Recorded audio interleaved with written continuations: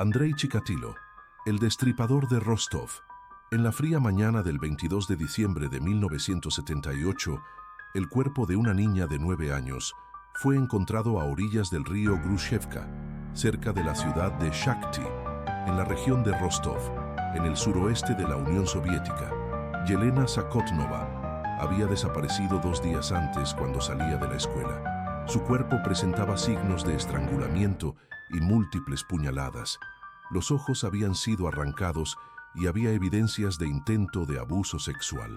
La brutalidad del crimen conmocionó a la comunidad local, pero nadie podría imaginar que aquel era solo el primero de una serie de asesinatos que aterrorizaría la región durante más de una década. El hombre responsable de aquel crimen se llamaba Andrei Romanovich Chikatilo, nacido el 16 de octubre de 1936 en una pequeña aldea llamada Yabluchne, en la región de Sumy, en Ucrania. Chikatilo vino al mundo en uno de los periodos más sombríos de la historia soviética. Apenas algunos años antes de su nacimiento, Ucrania había sido devastada por el Holodomor, la gran hambruna artificial de 1932 a 1933, resultado directo de las políticas de colectivización forzada implementadas por Joseph Stalin. Millones de ucranianos murieron de hambre, y los sobrevivientes enfrentaron condiciones de vida inimaginables. La familia de Chikatilo no escapó de las consecuencias de ese período devastador. Su madre, Anna Chikatilo, contaba repetidamente a su hijo una historia perturbadora. Afirmaba que Andrei había tenido un hermano mayor llamado Stepan, que habría sido secuestrado y canibalizado por vecinos hambrientos durante la gran hambruna. Aunque nunca hubo confirmación de la existencia real de ese hermano, la historia era constantemente repetida por la madre, creando en Chikatilo una atmósfera de terror y paranoia desde la más tierna edad. Creció creyendo que su hermano había sido literalmente devorado, una imagen que lo perseguiría durante toda su vida. La infancia de Chikatilo estuvo marcada por privaciones extremas y humillaciones constantes. La familia vivía en una pequeña cabaña de barro con techo de paja, sin electricidad ni agua corriente. Durante la Segunda Guerra Mundial, la región fue ocupada por las fuerzas nazis y la familia enfrentó aún más dificultades. En 1943, cuando Andrei tenía apenas 7 años, ocurrió un incidente que marcaría profundamente su psique. Según registros policiales mencionados posteriormente, su madre fue violada por soldados alemanes y existe la posibilidad de que el joven Chikatilo haya presenciado el ataque. Este trauma, combinado con la constante narrativa sobre el canibalismo del supuesto hermano, creó en Chikatilo una visión distorsionada de la violencia y la sexualidad desde muy temprano. Durante toda la infancia y adolescencia, Chikatilo sufrió con un problema que le causaba inmensa vergüenza. Tenía enuresis nocturna, es decir, orinaba la cama regularmente. Su madre respondía a estos episodios con violencia física y humillación verbal, golpeando al niño y ridiculizándolo públicamente. Anna Chikatilo era una mujer dominante y cruel, que no demostraba afecto por su hijo y constantemente lo exponía al ridículo. Estas experiencias de humillación repetida contribuyeron al desarrollo de profundos sentimientos de inadecuación y rabia reprimida en Chikatilo. En la escuela, la situación no era mejor. Chikatilo era miope, pero no tenía acceso a anteojos, lo que dificultaba sus estudios y lo convertía en blanco de acoso constante por parte de sus compañeros. Era un niño tímido, retraído y socialmente desajustado, que tenía dificultad para hacer amigos y relacionarse con otros niños.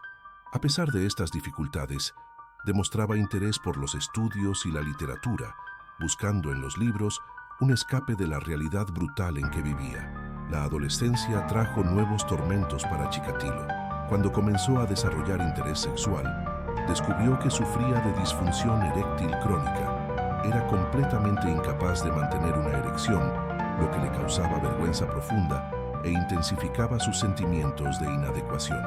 A los 17 años, ocurrió un incidente que sería revelador de sus impulsos violentos futuros. Chikatilo agarró a una niña de 11 años, amiga de su hermana menor, y la tiró al suelo. Mientras la niña luchaba y gritaba, intentando escapar, la sujetó con fuerza y durante la lucha Sin ninguna penetración o contacto sexual directo, eyaculó. Fue la primera vez que logró alcanzar el orgasmo, y esto sucedió durante un acto de violencia y dominación de una niña indefensa. Este episodio creó en su mente una asociación fatal entre violencia, dominación y placer sexual. Tras concluir la educación secundaria, Chikatilo intentó ingresar a la Universidad Estatal de Moscú para estudiar Derecho, pero fue rechazado. Este fracaso fue una humillación más en su vida. En 1957, a los 20 años, fue convocado al servicio militar obligatorio, sirviendo en el ejército soviético durante 3 años. Durante este periodo, fue expuesto a la cultura militar de disciplina rígida, jerarquía y normalización de la violencia. Aunque no existen registros de comportamiento violento de Chikatilo durante su servicio militar, esta experiencia lo familiarizó con métodos de combate y con la idea de la muerte como herramienta. Tras dejar el ejército en 1960, Chikatilo logró matricularse en un curso de literatura rusa e ingeniería en una universidad de menor prestigio en Rostov-on-Don. Fue durante sus estudios universitarios que conoció a Feodosia Odnacheva, una mujer algunos años mayor que él. La hermana de Chikatilo, preocupada por su soledad y aparente incapacidad de relacionarse con mujeres, había arreglado el encuentro. Feodosia no era particularmente atractiva y tenía pocas perspectivas de matrimonio. Chikatilo, desesperado por parecer normal y ocultar su impotencia, aceptó el matrimonio arreglado. La pareja se casó en 1963. La vida conyugal de Chikatilo estuvo marcada por su continua impotencia sexual. Era incapaz de mantener relaciones sexuales normales con su esposa. Según relatos posteriores, Chikatilo llegó a intentar inseminar artificialmente a su esposa utilizando objetos. Tal era su incapacidad de funcionar sexualmente. A pesar de estas dificultades extremas, la pareja logró tener 2 hijos, una hija llamada Lyudmila, nacida en 1965, y un hijo llamado Yuri, nacido en 1969. Las circunstancias exactas de la concepción permanecen inciertas, pero es posible que ocasionalmente Chikatilo lograra mantener una erección por tiempo suficiente para eyacular. Tras completar sus estudios, Chikatilo trabajó brevemente como ingeniero de telecomunicaciones, pero pronto migró al área de educación. En 1971, obtuvo certificación para dar clases y comenzó a trabajar como profesor de lengua y literatura rusa en escuelas de la región de Rostov. Durante los años en que trabajó como profesor, entre 1971 y 1981, surgieron los primeros signos claros de su comportamiento depredador. Múltiples quejas fueron registradas contra él por comportamiento inadecuado con estudiantes. Había acusaciones de que molestaba sexualmente a alumnos, tanto niñas como niños, tocándolos de forma inapropiada y haciendo comentarios de naturaleza sexual. En una escuela en Novochakhtinsk, los relatos de acoso se volvieron tan frecuentes que los padres exigieron su despido. Chikatilo cambiaba constantemente de escuela, siempre obligado a salir debido a quejas de comportamiento inadecuado, pero nunca fue formalmente acusado o arrestado. En la sociedad soviética de la época, había una tendencia a ocultar escándalos y evitar publicidad negativa. Las autoridades escolares preferían simplemente transferir a profesores problemáticos a otras instituciones, en vez de enfrentar procesos legales que podrían manchar la reputación del sistema educativo soviético. Esta práctica permitió que Chikatilo continuara teniendo acceso a niños durante años, a pesar de su comportamiento claramente depredador. En diciembre de 1978, Chikatilo había comprado una pequeña casa abandonada en la periferia de Shakhty, una ciudad industrial en la región de Rostov. Usaba el local como refugio secreto, ocultándolo de su esposa y familia. Fue a esa casa que atrajo a su primera víctima conocida, Yelena Zakotnova, de 9 años. El 22 de diciembre, Chikatilo abordó a la niña cerca de una parada de autobús, ofreciéndole chicles y prometiendo llevarla hasta su casa. Una vez dentro de la casa abandonada, intentó violarla, pero como siempre, no logró mantener una erección. La frustración sexual combinada con la excitación de la situación llevó a una explosión de violencia. Agarró a la niña intentó asfixiarla y luego comenzó a apuñalarla repetidamente. Durante el ataque, mientras veía la sangre y oía los gritos de la niña, Chikatilo eyaculó por primera vez en años. La conexión estaba hecha. Violencia y muerte se habían convertido en la única forma de experimentar placer sexual. Tras matar a Yelena, Chikatilo arrastró su cuerpo hasta el río Grushevka y lo arrojó al agua. 2 días después, el cuerpo fue descubierto. La investigación policial fue intensa. Testigos relataron haber visto a un hombre de mediana edad con anteojos y un maletín cerca del local donde Yelena fue vista por última vez. La policía comenzó a interrogar a residentes del área y rápidamente identificó a Chikatilo como sospechoso, especialmente después de que descubrieran que había comprado la casa abandonada donde se encontraron manchas de sangre. Chikatilo fue interrogado, pero negó cualquier participación. Su esposa le proporcionó una coartada, alegando que estaba en casa la noche de la desaparición. Además, cuando la policía realizó un examen de sangre, descubrió que Chikatilo tenía sangre tipo A, mientras que el semen encontrado en el cuerpo de la víctima era del tipo AB. En aquella época, las autoridades soviéticas no sabían que en casos raros, aproximadamente el 20% de la población, el tipo sanguíneo de una persona puede diferir del tipo encontrado en otros fluidos corporales. Este fenómeno, conocido como no secretor, significaba que la sangre de Chikatilo era tipo A, pero su semen era tipo AB.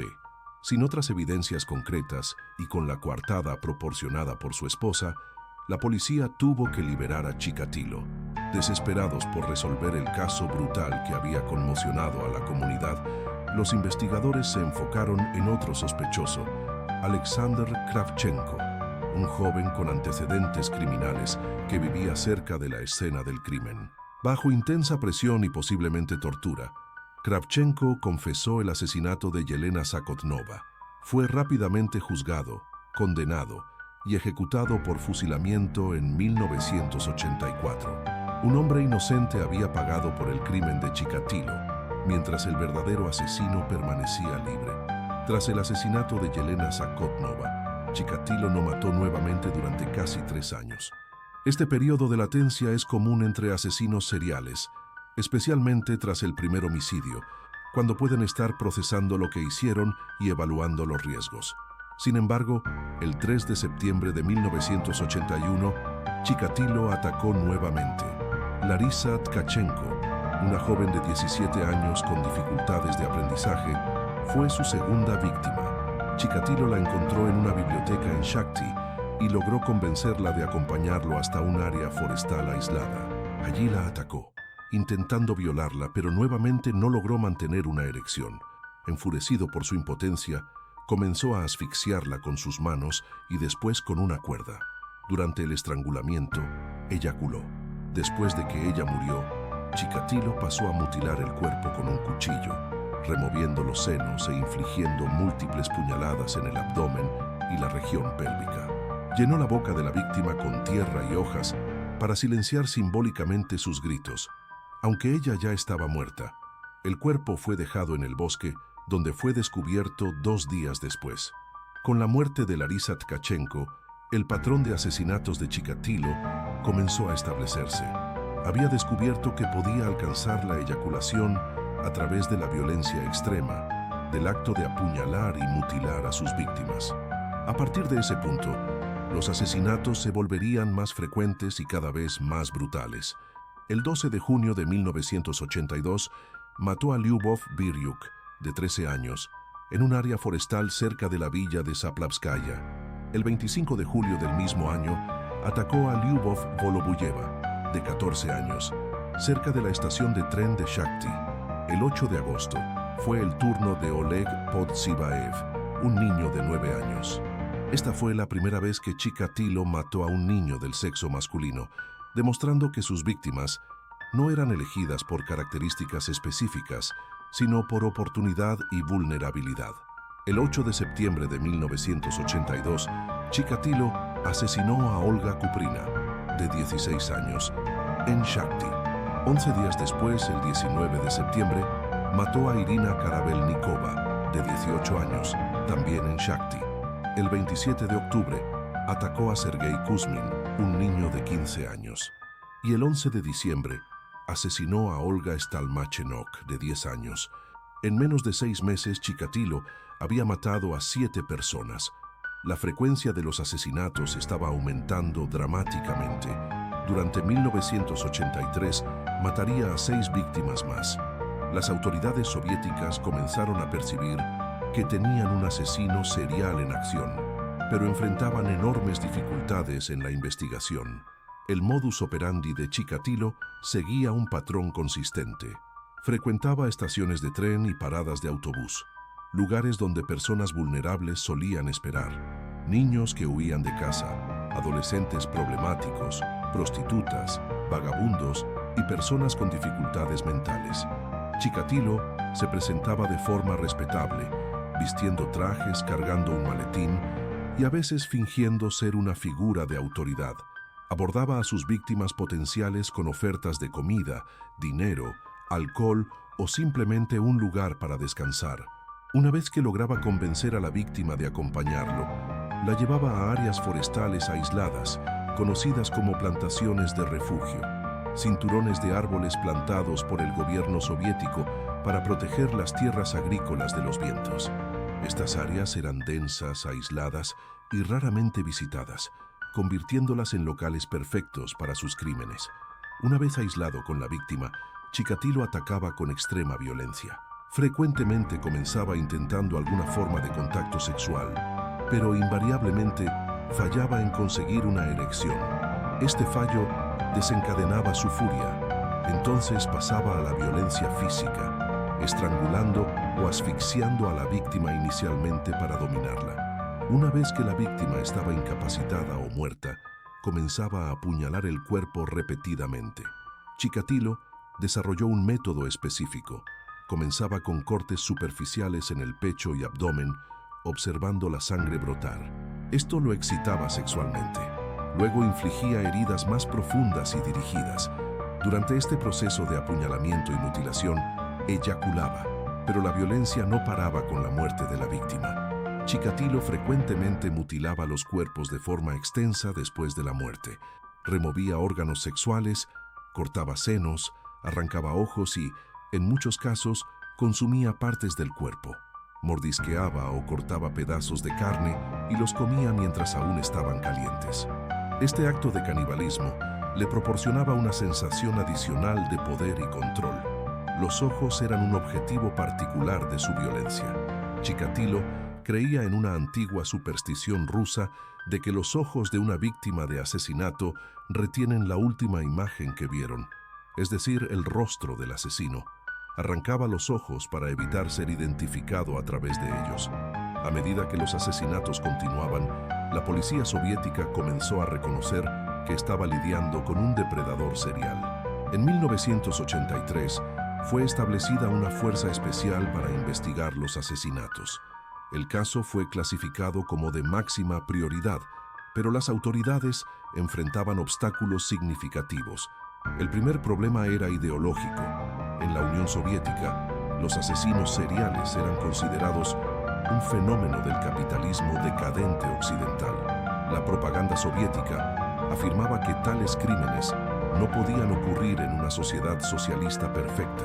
Admitir públicamente la existencia de un asesino serial significaría reconocer un fallo fundamental en el sistema soviético. Por lo tanto, los asesinatos fueron mantenidos en secreto el máximo posible. La prensa soviética recibió órdenes de no publicar información sobre los crímenes, y el público en general no fue alertado sobre el peligro. El segundo problema era práctico. Los métodos de investigación forense en la Unión Soviética estaban décadas detrás de los países occidentales. Las pruebas de ADN aún no existían. Las computadoras eran raras y primitivas.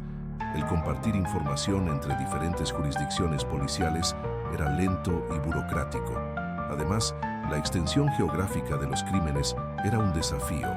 Chikatilo cometía asesinatos en múltiples ciudades y distritos a lo largo de cientos de kilómetros.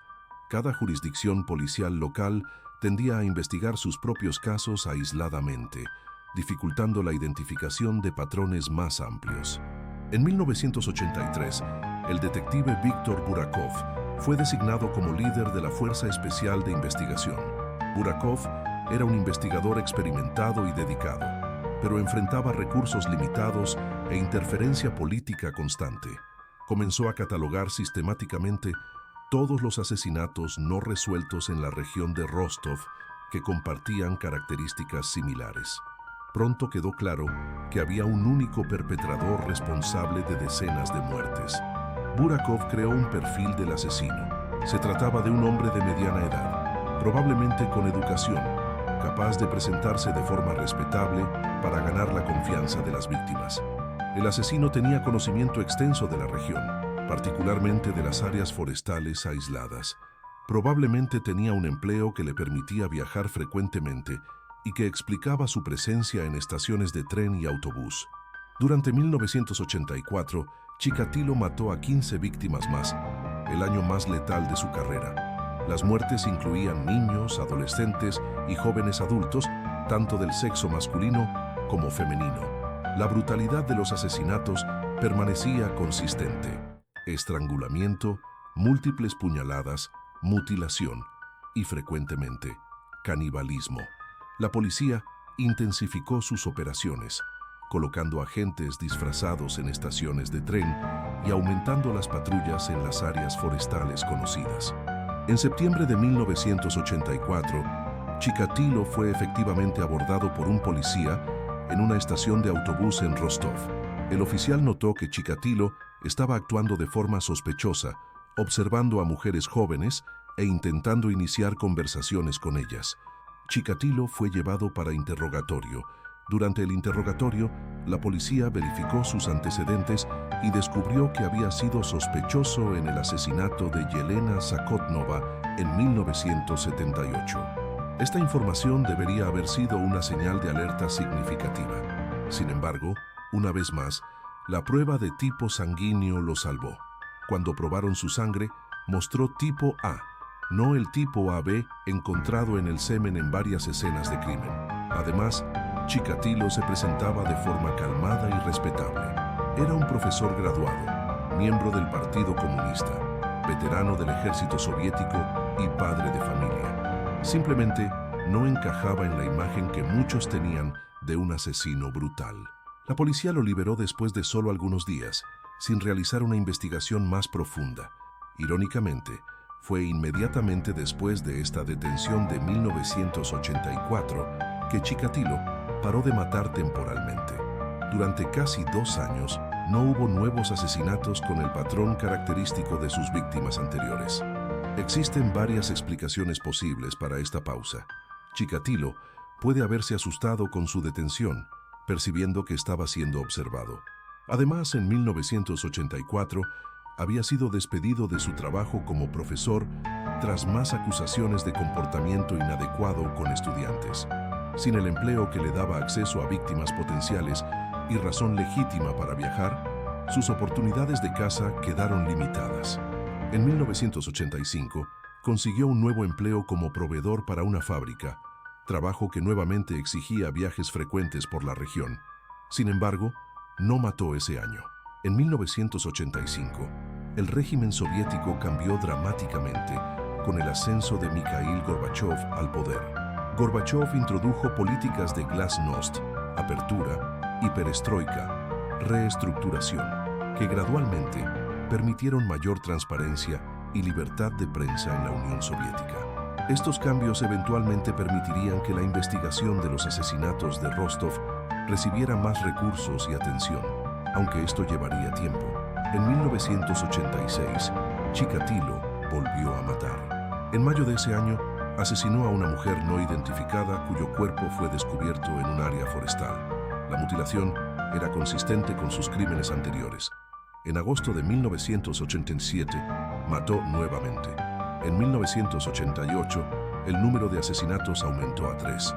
Y en 1990, mataría a 8 víctimas más, en una aceleración final aterradora de su carrera criminal. Un factor que facilitó el retorno de Chikatilo a los asesinatos fue su nuevo empleo como proveedor. Este trabajo exigía que viajara constantemente entre fábricas, almacenes y oficinas en toda la región de Rostov. Pasaba días lejos de casa, tenía acceso a un vehículo de la empresa y una razón legítima para estar en estaciones de tren y autobús a cualquier hora. Este empleo era el disfraz perfecto para un depredador serial. La investigación policial, liderada por el detective Burakov, se había vuelto extremadamente sofisticada para los estándares soviéticos. Burakov trabajó incansablemente, frecuentemente contra la resistencia de sus superiores, que no querían asignar recursos para un caso que no podían admitir públicamente. Contó con la asistencia de un psiquiatra forense llamado Alexander Bukhanovsky, que creó uno de los primeros perfiles psicológicos detallados de un asesino serial en la historia soviética. Bukhanovsky analizó las escenas de crimen y concluyó que el asesino era un hombre con graves disfunciones sexuales, que obtenía satisfacción sexual solo a través de la violencia extrema. Predijo que el asesino sería sexualmente impotente en situaciones normales, pero capaz de eyacular durante los actos de violencia. La policía estableció vigilancia intensiva en todas las estaciones de tren principales de la región. Agentes disfrazados monitoreaban quién frecuentaba estos locales regularmente. El 6 de noviembre de 1990, un inspector ferroviario llamado Igor Rybakov estaba en patrulla en la estación de Don Leskos, cuando notó a un hombre de mediana edad emergiendo de un área forestal próxima. El hombre tenía manchas de sangre en su mejilla y en sus manos. Estaba intentando limpiarlas con un pañuelo. Rybakov, que había sido informado sobre la operación de vigilancia e instruido para reportar cualquier comportamiento sospechoso, abordó al hombre y pidió sus documentos. El hombre se identificó como Andrei Chikatilo y explicó que estaba retornando de un viaje de negocios. Rybakov anotó la información y reportó el incidente a sus superiores. Cuando el informe llegó al detective Burakov, verificó el nombre Andrei Chikatilo en los archivos. Descubrió que ese nombre había aparecido anteriormente. Chikatilo había sido sospechoso en el asesinato de 1978. Había sido interrogado en 1984 por comportamiento sospechoso y tenía un historial de acusaciones de abuso sexual contra niños. Burakov ordenó que Chikatilo fuera colocado bajo vigilancia constante. Durante los días siguientes, detectives siguieron a Chikatilo a todos lados. Observaron que frecuentaba estaciones de tren y autobús, abordaba jóvenes e intentaba convencerlos de acompañarlo. El 14 de noviembre de 1990, el cuerpo de Svetlana Korostik, de 22 años, fue descubierto en un bosque cerca de Don Leskos, la misma área donde Chikatilo había sido visto con sangre en sus manos 8 días antes. La víctima había sido asesinada el 6 de noviembre, exactamente cuando Chikatilo había sido visto saliendo del bosque. Con esta evidencia circunstancial fuerte, la policía arrestó a Chikatilo el 20 de noviembre de 1990. Durante los primeros interrogatorios, Chikatilo negó cualquier participación en los asesinatos. Alegó que la sangre en sus manos y rostro había resultado de ayudar a alguien que había sufrido una herida. Los investigadores, sin embargo, tenían evidencias sustanciales contra él. Cuando examinaron su casa, encontraron cuchillos y ropas con manchas de sangre. Cuando analizaron sus registros de viaje, descubrieron que había estado presente en todas las ciudades y en todas las fechas aproximadas de los asesinatos. Durante 10 días, Chikatilo mantuvo su negación. Entonces, en una decisión estratégica brillante, el detective Burakov trajo al psiquiatra Alexander Bukhanovsky a la sala de interrogatorio. Bukhanovsky pasó horas conversando con Chikatilo, no como un sospechoso de crimen, sino como un paciente. Discutió las disfunciones sexuales de Chikatilo, sus humillaciones pasadas, sus sentimientos de inadecuación. Bukhanovsky fue empático y no juzgador, creando un ambiente donde Chikatilo finalmente se sintió comprendido. El 30 de noviembre de 1990, 10 días después de su arresto, Andrei Chikatilo confesó. No confesó solo los 53 asesinatos que la policía había conectado con él, sino que admitió 3 asesinatos adicionales que la policía desconocía, elevando el total a 56 víctimas. Durante las confesiones, Chikatilo proporcionó detalles extremadamente específicos sobre cada asesinato. Describió dónde había encontrado a cada víctima, cómo las había convencido de acompañarlo, dónde exactamente en los bosques había cometido los crímenes y qué había hecho a cada cuerpo.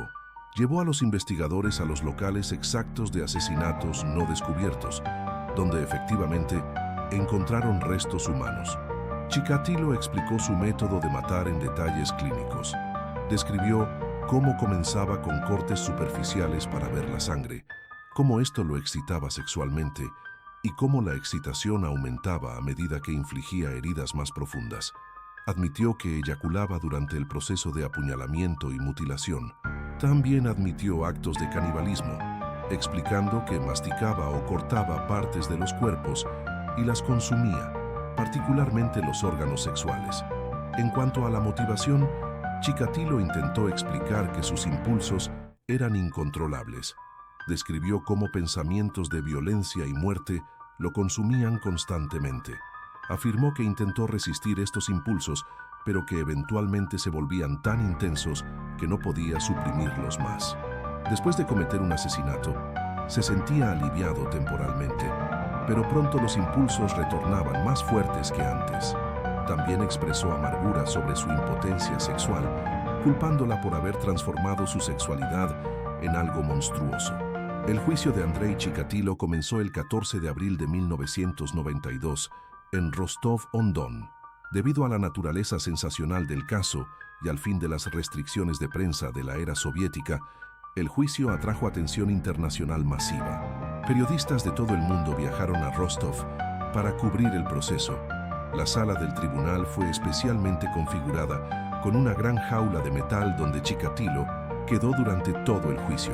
Esta jaula no era solo para seguridad, sino también para protegerlo de los familiares de las víctimas, muchos de los cuales comparecieron al juicio y expresaron deseo de violencia contra él.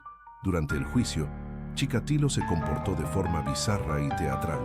Frecuentemente gritaba obscenidades, se quitaba la ropa, agitaba su pene en dirección a la audiencia y alegaba ser víctima de una conspiración. En un punto, bajó sus pantalones y agitó su órgano genital, gritando que no era un homosexual. Esta exhibición llevó a los jueces a remover temporalmente al público de la sala. Chikatilo también cantaba canciones comunistas, recitaba poesía y en varias ocasiones tuvo que ser contenido por guardias. Muchos observadores cuestionaron si ese comportamiento era genuinamente psicótico o un intento calculado de parecer demente para evitar la pena de muerte.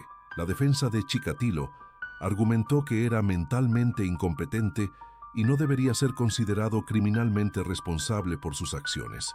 Un equipo de psiquiatras fue designado para evaluar su sanidad mental. Tras extensos exámenes y observaciones, los psiquiatras concluyeron que, aunque Chikatilo tenía desórdenes sexuales graves y demostraba comportamiento parafílico extremo, era legalmente cuerdo en el momento de los crímenes. Sabía que lo que estaba haciendo era incorrecto, tomó medidas para evitar captura y demostró comportamiento planificado y deliberado. Por lo tanto, debería ser considerado responsable por sus acciones. El fiscal presentó evidencias abrumadoras contra Chikatilo. Había sus confesiones detalladas, corroboradas por evidencias físicas en las escenas de crimen. Había testigos que lo vieron con algunas de las víctimas poco antes de sus desapariciones. Había los registros de viaje que lo colocaban en los locales y momentos de los asesinatos. Y había los objetos encontrados en su casa, incluyendo cuchillos y ropas manchadas de sangre. La cuestión de la discrepancia del tipo sanguíneo fue finalmente resuelta cuando especialistas explicaron el fenómeno del no secretor, demostrando que Chikatilo podría tener sangre tipo A, mientras sus otros fluidos corporales mostraban tipo AB. Los familiares de las víctimas tuvieron oportunidad de testificar durante el juicio. Muchos padres, hermanos y parientes describieron el impacto devastador que los asesinatos tuvieron en sus vidas. Madres lloraron al describir a sus hijos e hijas, sus esperanzas y sueños destruidos por la violencia de Chikatilo. Algunos familiares gritaron amenazas de muerte contra él. Otros simplemente se sentaron en silencio, mirando al hombre que había quitado a sus seres queridos. El dolor en la sala del tribunal era palpable. Chikatilo fue formalmente acusado de 53 asesinatos. 3 de los 56 que había confesado no pudieron ser confirmados con evidencias suficientes para inclusión en las acusaciones formales. Durante su testimonio, cuando fue cuestionado sobre cada víctima individual, Chikatilo proporcionó detalles que solo el asesino podría saber. Describió las ropas que las víctimas vestían, joyas específicas, características físicas particulares y detalles sobre las localizaciones aisladas donde sus cuerpos fueron dejados. El juicio duró 6 meses. El 14 de octubre de 1992, el veredicto fue anunciado. Andrei Chikatilo fue considerado culpable de 52 de los 53 asesinatos por los que fue acusado. Una acusación fue descartada por falta de evidencias suficientes.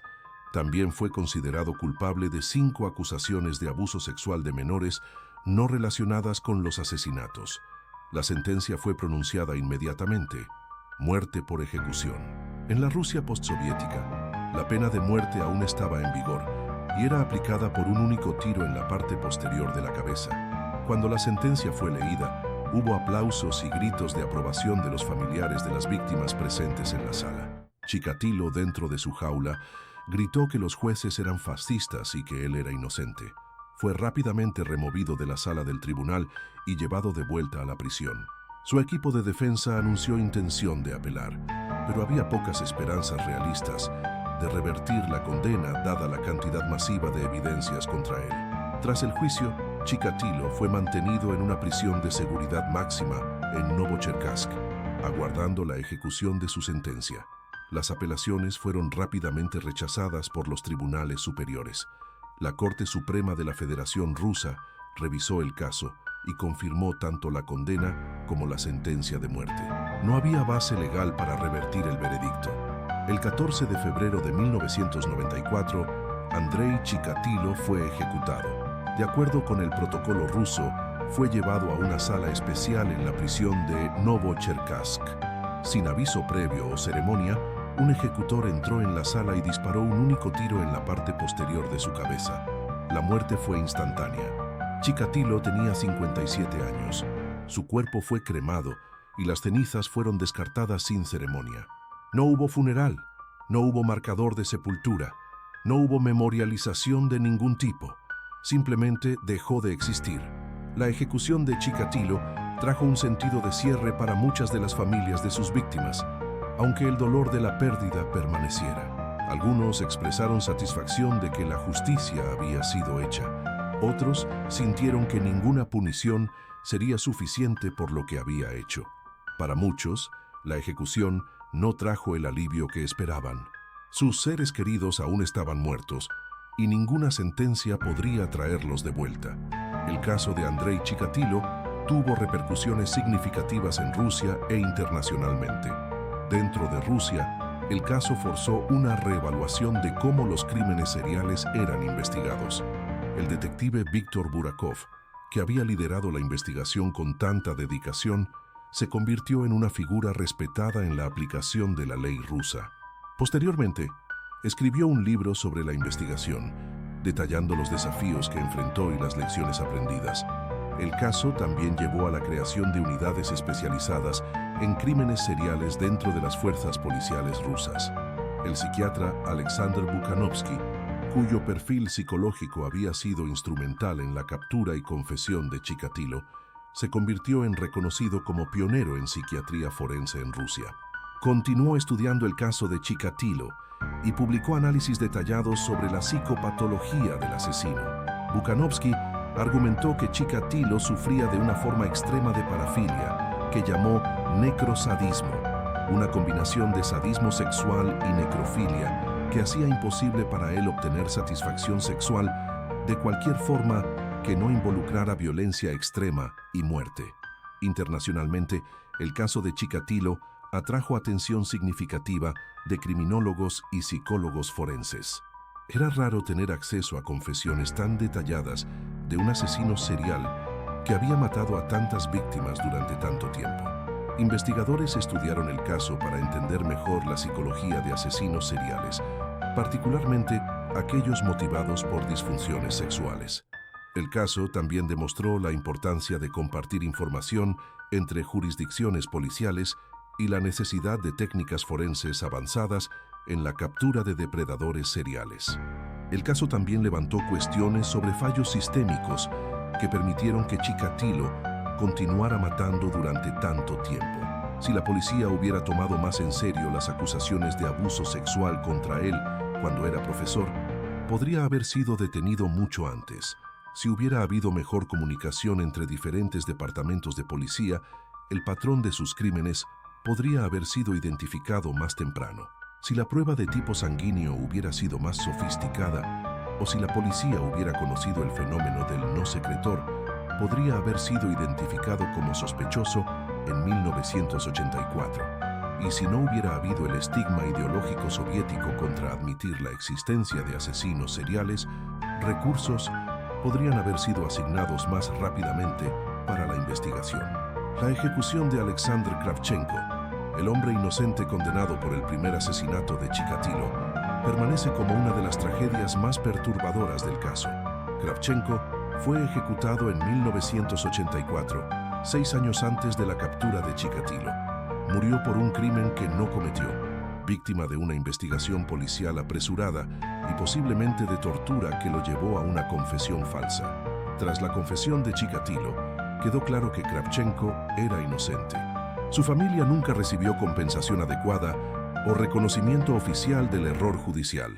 Las víctimas de Chikatilo representaban una sección transversal vulnerable de la sociedad soviética y postsoviética. Muchas eran niños de familias pobres, adolescentes fugitivos, jóvenes con dificultades de aprendizaje, prostitutas, vagabundos y personas marginalizadas. Estas eran personas que frecuentemente no tenían redes de apoyo fuertes, que no eran inmediatamente reportadas como desaparecidas y cuyas muertes no generaban presión pública significativa por investigación.